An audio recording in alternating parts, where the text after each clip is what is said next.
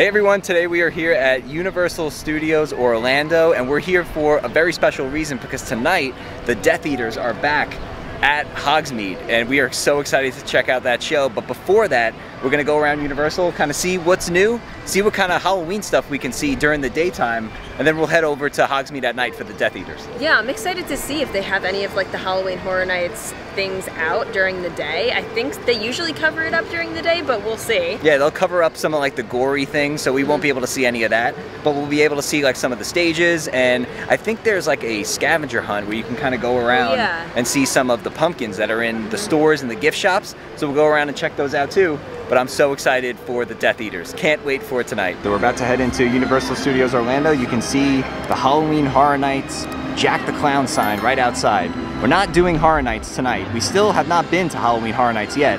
Definitely in the future. But just kind of being here during that time period gets me excited for it. So something that I'm curious to see is the crowd levels, because it is the weekend of Disney's 50th anniversary. So I'm curious what the crowd levels are like here at Universal. Minion Mayhem's only a 10-minute wait. And as we make our way into the park over here, you guys can see this is the 30 Years, 30 Fears Scare Zone for Halloween Horror Nights. And here are some of the stages. Oh look, it's a scare actor. There you go. This is cool. Yeah. It's kind of cool to see it because, like I said, we've never been to Horror Nights yet. Not yet. Not yet.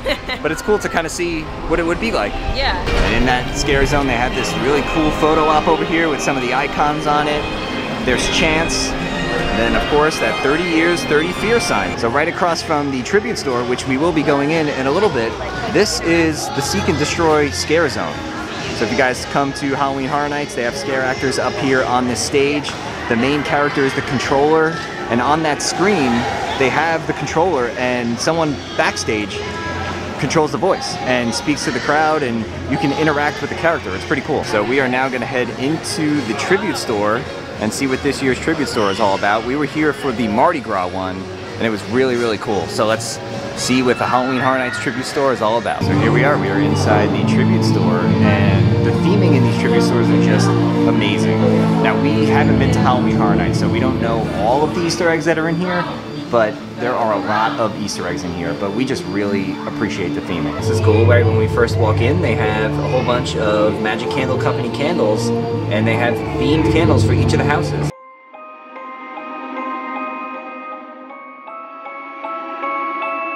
This is really cool. Over here, in this case, they have the park maps from all Halloween Horror Nights of the past. You can see Halloween Horror Nights 10 with Jack the Clown. Some other ones over here. That's awesome.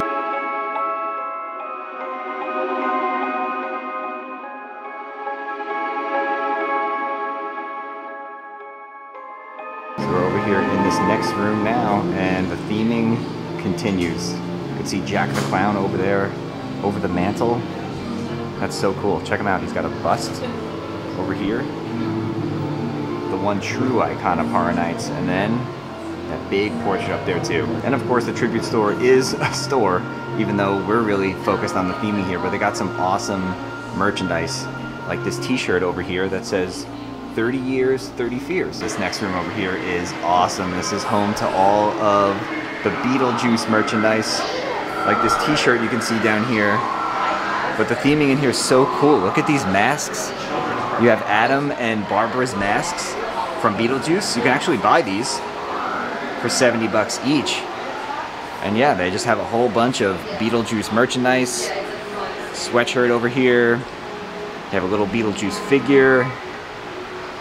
Here is the Beetlejuice house t-shirt for 2021. I like that one a lot. Also have a whole bunch of sweet treats over here, themed after Halloween Horror Nights. That's so cool. So you can see they have some of the props and stages that still stay out during the daytime. This is over here, again, in that Seek and Destroy Scare Zone. And you can see some pints of blood over here. And they obviously have a body hanging up, covered up during the day. But this will be uncovered tonight for Horror Nights. So we're making our way over towards Diagon Alley, and we're about to pass through the Crypt TV Scare Zone. This one, honestly, probably has creeped me out the most. Yeah, this one right here, we've seen videos of the guy that comes out and holds the head. That's a body wrapped up looking in the mirror. This is probably the creepiest one. This one creeps Alex out the most. Yeah, there's some creepy characters in this scare zone. for sure. All right, that's enough scary for now. Let's make our way through the brick wall and into Diagon Alley. Feels so good to be back in Diagon Alley, waiting for that dragon to breathe fire. And someone has seen pretty much all the Harry Potter movies now. Finally. So now you can appreciate it even more. I was gonna say, it makes me appreciate it more. I mean, even when I didn't see the movies though, like it is still mind-blowing. There's so much detail that is in these section of the park. Like, it's so cool. No matter how many times we come to Diagon Alley in the Wizarding World, it never gets old. The theming in here is just so good. And if you're a big Harry Potter fan like I am, and now like Alex is, it's just so cool. One of the days that we're here, we have to do a full like Diagon Alley deep dive, check out all the windows and everything. But yeah, this is just an amazing place to come and spend some time. Yeah, when we move down here and are officially annual pass holders, that's what I'm looking forward to the most, is spending like as much time as we can in the Wizarding World. Oh yeah, it's so amazing in there, and there's so much that we haven't even done and seen. Yeah, like there's just so many details. I want to like spend a whole day and just kind of look at all the windows and everything. Yeah, definitely. And do you have an interactive one? I don't know. Oh, okay, neither do I. But we saw so many people trying to do like the water one. It's really cool. So we are about to head into ET, but right over here is Haunting of Hill House and Beetlejuice as well. But unfortunately, we are not going to be going into either of these houses. We're going to be riding ET instead. Welcome home, you've arrived. Wait, they got ET!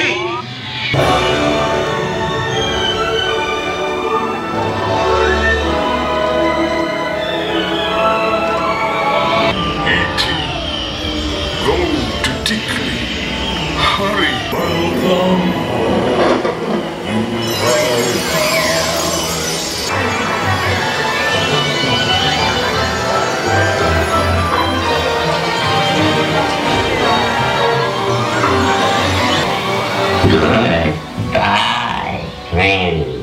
So we just hopped over to Islands of Adventure, and the $1 million question for today is Alex going to go on the Velocicoaster or now not? that you're putting it like in the vlog, I feel like I have to, but I'm scared, guys. I don't know if I'm gonna do it or not.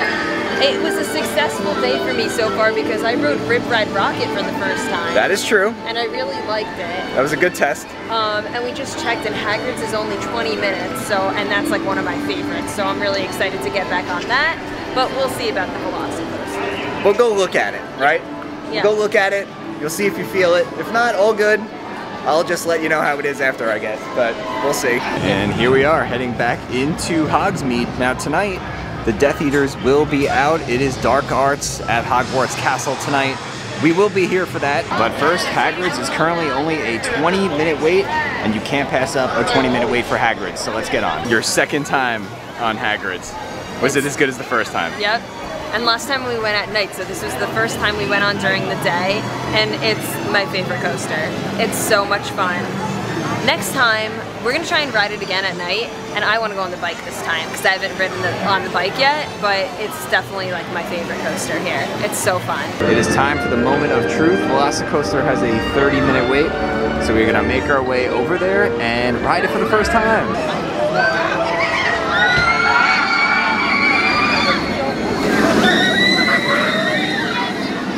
I mean, I'm not saying I'll never go on it. Maybe I'll go on it like next time we come. But I'd rather like you guys experience it without me first and like tell me more about it. She's a baby. I don't like big coasters usually. And this one just like I keep saying, this one particularly scares me because there's like nothing holding you in like on the top. It's literally just a lap bar. And being small, I just feel like I could fly out at any time. She has to test the seat to see if it passes. It doesn't matter if it passes safety tests. It has to pass Alex's test. You're good. Do you feel safe? No. Here we go. It is time to enter the queue and time to ride the Velocicoaster.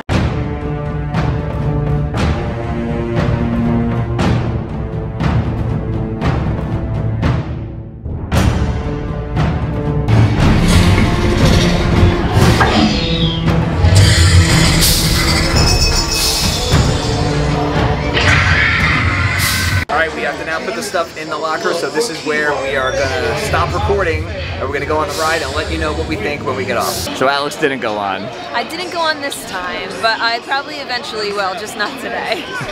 But we're here with our friends Kelly and Trace, and they came on with me. Yeah. What'd you guys think? It was awesome. It was really cool. It is weird that it doesn't have the shoulder restraint and it just strains you here, but you can't even really tell because it's so fast. There's a lot of twists, a lot of turns. There's some times when you're just like, wow, this is going really You fast. like feel like you're gonna go in the water. Yeah, it's insane. But this is probably like the top roller coaster of the day right now. This is kind of like almost tied with Hagrid's over in Hogsmeade. Yeah, I was gonna say you guys did Hagrid's for the first time. So which one did you like better? I like Hagrid's better just because of the theming, but this is a better coaster. So I'm gonna go with this one, but I still need to ride Hagrid's at night on the bike. I was on the sidecar this time. I gotta be on the bike now. Okay, so we just got off Velocicoaster, as you saw our friends' reactions, and holy cow, I gotta tell you, that is probably the best coaster I think I've ever been on.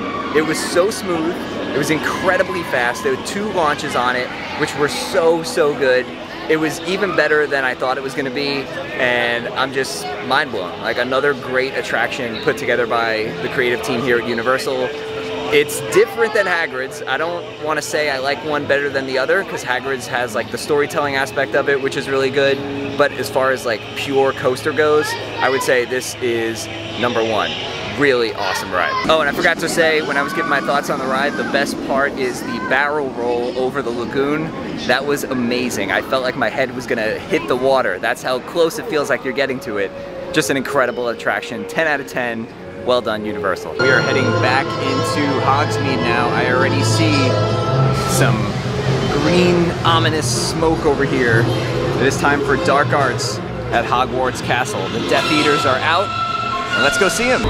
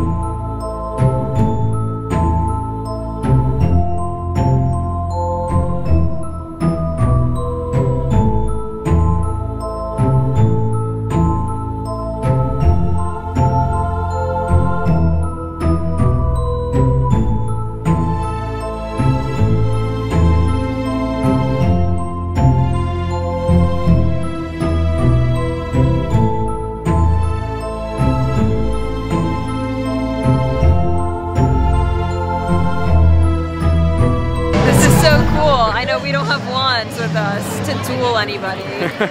I'd love to see you duel one of the Death Eaters. Oh, yeah, I don't know. I might have some moves.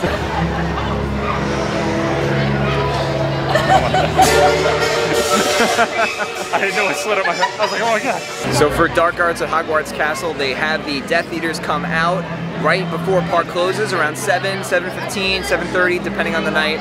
And they kind of roam around and interact with the guests. It's really cool. And then there is a dark arts projection show that they play twice a night over on Hogwarts Castle.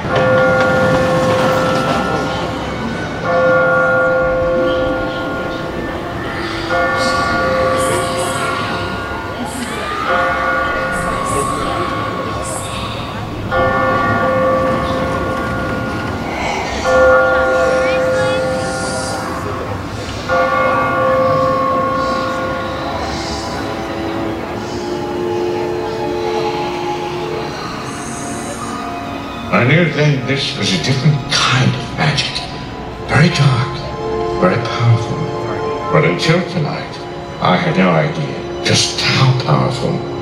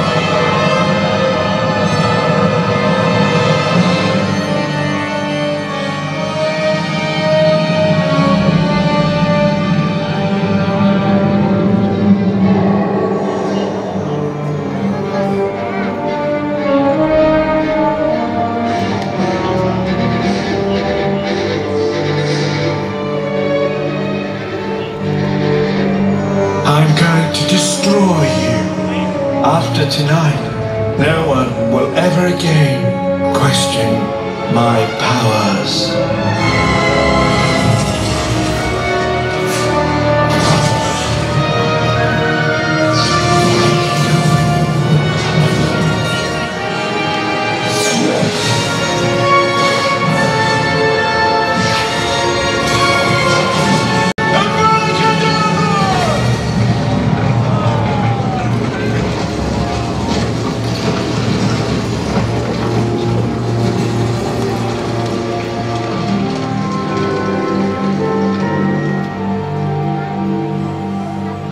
If one only remembers to turn on the light.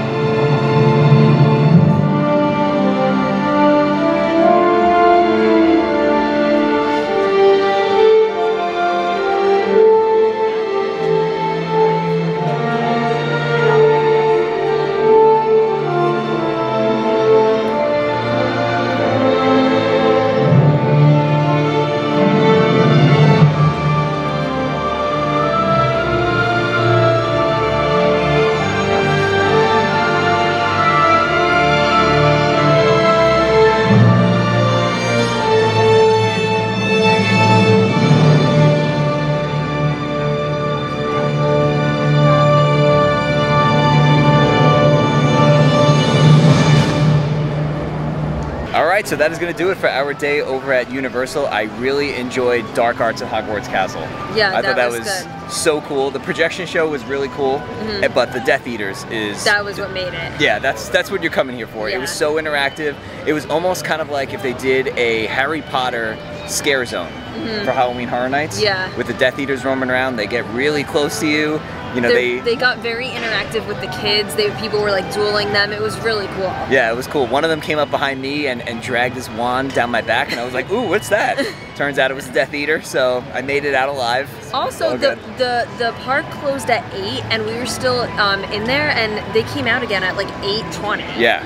So I was like, wow. Yeah, that was really cool to see. But other than that, just a really fun day. I got to ride Velocicoaster. You got to get on next time. Next time. It was awesome, but just another fun day here at Universal. We always love coming here. I can't wait to become annual pass holders once we officially make the move. But just another fun day. Yeah, so much fun. So if you guys enjoyed coming along with us, make sure you give the video a nice big thumbs up. Hit that red subscribe button down below so you don't miss out on any new videos to come. And with that being said, we'll see you guys real soon.